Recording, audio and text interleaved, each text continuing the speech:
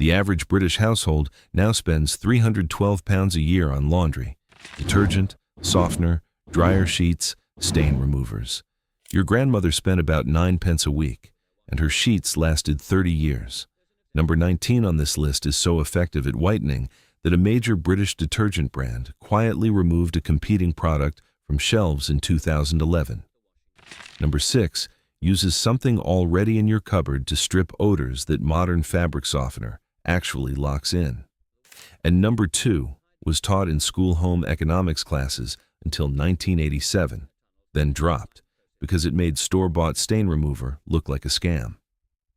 These tricks are not complicated. They don't require any gadget you don't already own, but every one of them quietly erases about £20 a month from your shopping bill. Before we get into it, if this is your first time here, unsubscribe and hit the bell. We cover forgotten British domestic knowledge, the kind that was quietly removed from school curricula and household guides because it worked too well and cost nothing. Likes and shares help other people find this too. Now, trick number 1. The wash day rhythm. For most of British history, laundry was not done whenever you felt like it. Monday was wash day. That was not a tradition, it was a system, and the system is why your great-grandmother's linen lasted 3 decades while yours is pilling after 2 years. Trick 1. Washing weekly on a fixed day meant clothes never sat in a hamper for 10 or 12 days, growing bacteria and developing set stains. Mrs. Beeton's Book of Household Management, first published in 1861, is explicit about this. Clothes washed promptly needed less scrubbing, less product. And came out better because the soil had not had time to bond with the fiber. Frequency of washing with the right timing is more protective to fabric than any detergent upgrade. Trick 2. The night before wash day, clothes were placed in a dolly tub, a large galvanized or wooden tub filled with hot water and a handful of soda crystals and left overnight, not boiling. Hot tap water plus the alkalinity of the soda crystals was enough. By morning, oils, sweat, and grime had broken down without any mechanical scrubbing. This pre-soak was taught in home economics until the late 1980s, then quietly dropped from curricula. It made commercial stain removers look redundant, because for everyday staining, they were. 12 hours in hot water with soda crystals outperformed most enzyme sprays and pre-treaters on the shelves now. Trick 3. Sorting went further than light and dark.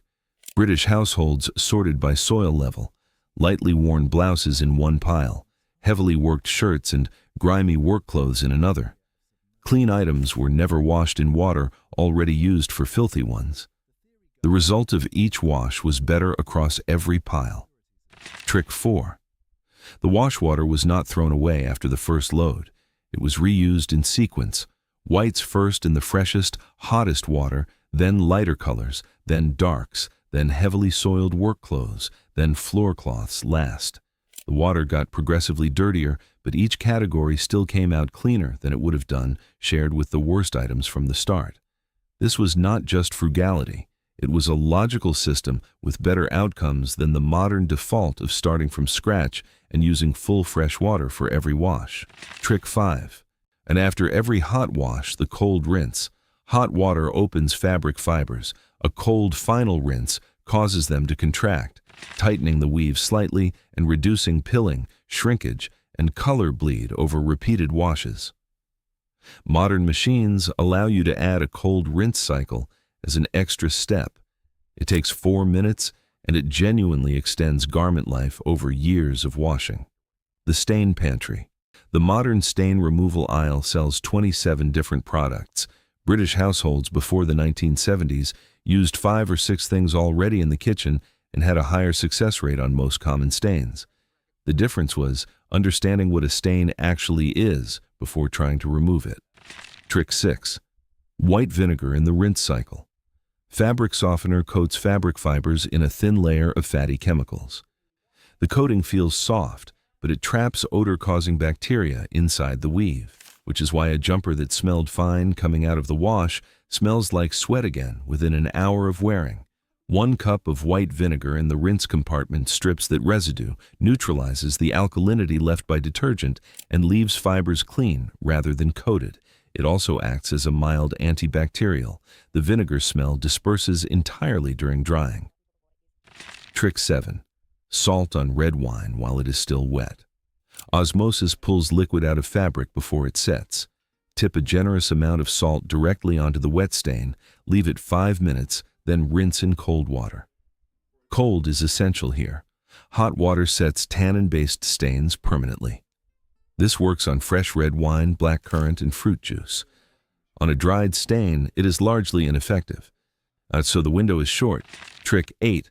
Cold water and fresh lemon juice on blood. Blood is a protein stain.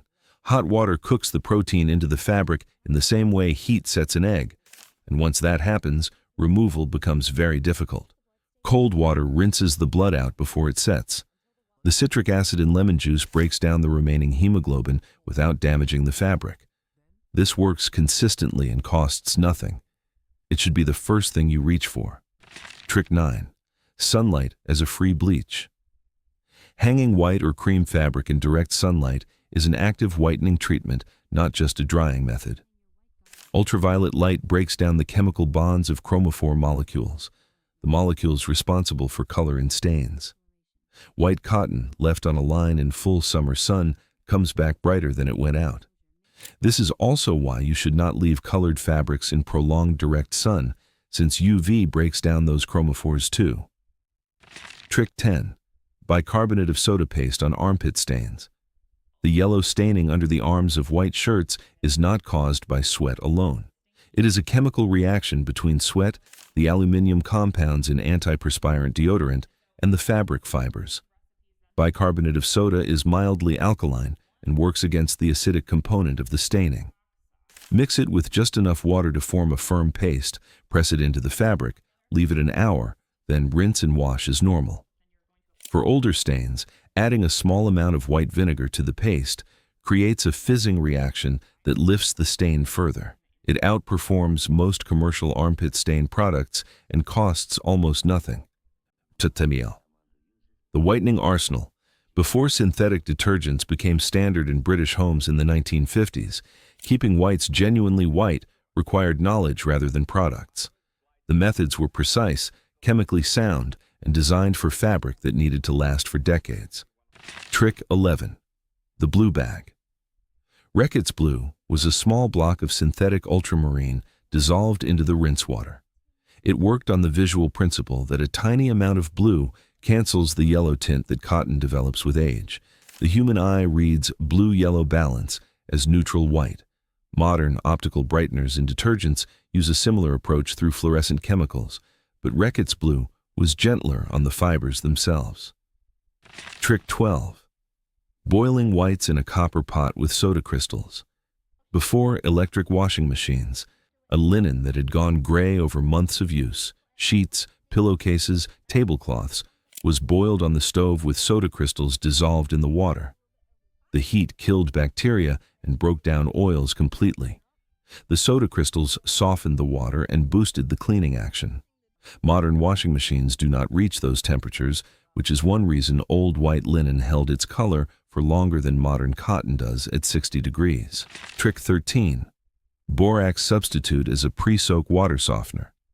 Pure borax has been restricted in consumer products in the UK since 2010, but sodium sesquicarbonate, sold as borax substitute in hardware shops, is widely available and performs a similar function. Added to a pre-soak or wash, it raises the water's pH, deactivates hard water minerals, and allows detergent to work at full effectiveness. In hard water areas covering most of southern England, ignoring water hardness reduces the effectiveness of any wash by 30 to 50%. Trick 14. Hanging whites on a frosty morning. When damp white fabric freezes, water molecules inside the fibers expand. When the fabric thaws, those crystals break apart and carry loosened dirt with them, a mechanical action at the microscopic level. Combined with the UV on a bright winter day, the whitening effect was described by rural British households as better than a standard summer line dry. It is counterintuitive, but it works. Trick 15. Soda crystals in every wash in hard water areas. This is less a trick than a correction. Detergents are formulated for average water conditions. In hard water areas, the calcium and magnesium carbonates in the water bind with detergent molecules before those molecules reach your clothes.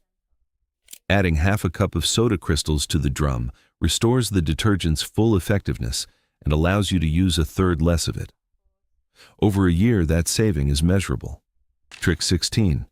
Dissolved aspirin in white wash water. Aspirin is acetylsalicylic acid. When dissolved in hot water and used in the pre-soak for white cotton, the acid component breaks down the oxidized compounds responsible for yellowing. 5 uncoated aspirin tablets crushed and dissolved in a small amount of hot water added to the pre-soak. This appeared in British domestic guides from the 1940s, and the chemistry behind it is consistent with how mild acids act on yellowed fabric.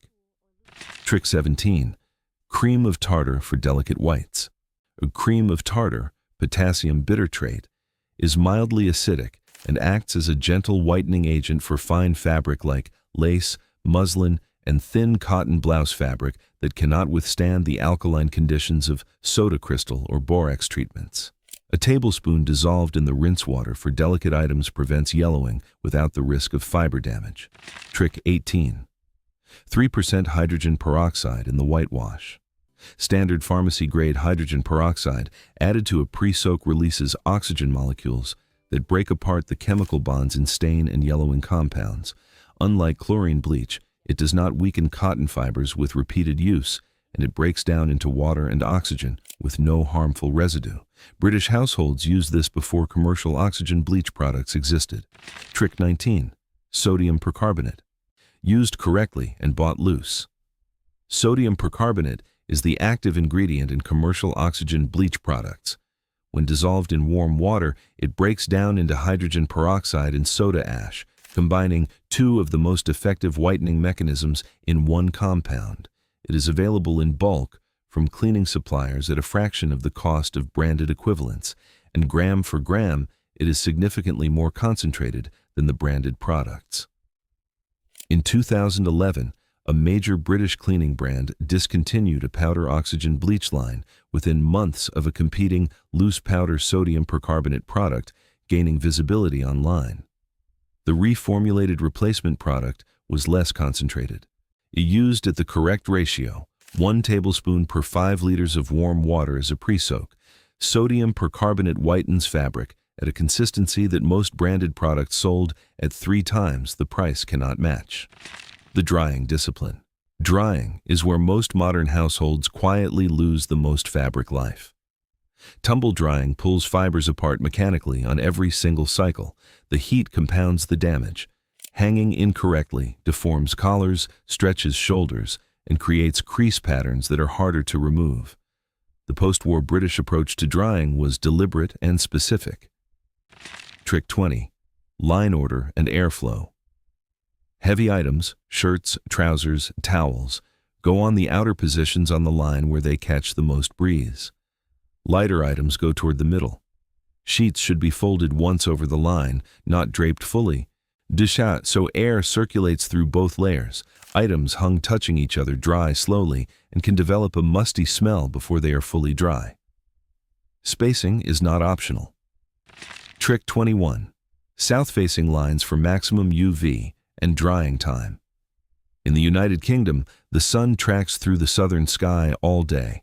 A line oriented east to west with an unobstructed southern aspect receives maximum UV exposure and drying time. Households with north-facing lines waited twice as long for the same result and got none of the UV whitening benefit. Where to put the line post was a practical decision with real consequences. Trick 22. Smalls on a wooden error, not directly on radiators. Draping small items on a hot radiator surface causes rapid evaporation but heats fibers unevenly and repeatedly. Was a wooden error positioned a foot from a radiator, not on it, allows warm air to circulate around the fabric without that direct contact. Wooden errors also absorb a small amount of moisture, reducing the localized humidity that builds when too many items are dried in one spot. Trick 23. Dampening collars and cuffs before ironing. Collars and cuffs are the thickest parts of a shirt and the slowest to release their creases. Before ironing, dampen just those sections with a small amount of cold water and let them sit for 2 minutes. The moisture relaxes the fibers and allows the iron to work at a lower temperature for the same result. Lower iron temperature means less fiber stress over hundreds of wash and iron cycles. This was standard in households where shirts were ironed weekly and expected to last years. Bahal, the mend before replace. Every piece of clothing you replace costs money. Every piece you repair costs almost nothing and can add years of useful life. British households through the post-war period ran on a simple principle. Clothing was an investment, and investments were worth protecting. These 3 methods were household knowledge until disposable clothing made repair feel unnecessary. Trick 24. Darning socks with a wooden mushroom. A darning mushroom is a smooth wooden form that you stretch the sock over. Using a thick needle and matching wool thread, you first run a series of parallel threads across the hole, then weave perpendicular threads over and under them to recreate the fabric structure. Done correctly, the repair is nearly invisible and the sock is fully functional again. A good quality pair of wool socks costs between 8 and 15 pounds. A darning mushroom costs 3 pounds and lasts a lifetime. Each repair extends the sock's life by 6 months to a year, depending on wear frequency. Trick 25. Turning collars and cuffs. When a collar begins to fray on the outer edge, the part that shows, it can often be detached from the garment, reversed, so the unworn inner edge becomes the outer edge, and reattached. The same applies to shirt and jacket cuffs. A good cotton shirt with a turned collar lasts twice as long as one discarded when the original collar edge wears through. This was standard knowledge in home economics through the mid-20th century. In a period when a shirt represented several hours of a working person's wages, extending it this way was not considered unusual. It was considered obvious. The logic holds exactly as well today. Those are 25 tricks from a time when British households had very little room for waste and no tolerance for things falling apart ahead of schedule. Every one of them still works. None require a trip to a shop. If you found something useful in this video, subscribe. We publish forgotten British domestic knowledge regularly, from cookery to household management to the practical skills that have mostly disappeared from modern life. A like takes 2 seconds and helps other people find this content. Thank you for watching.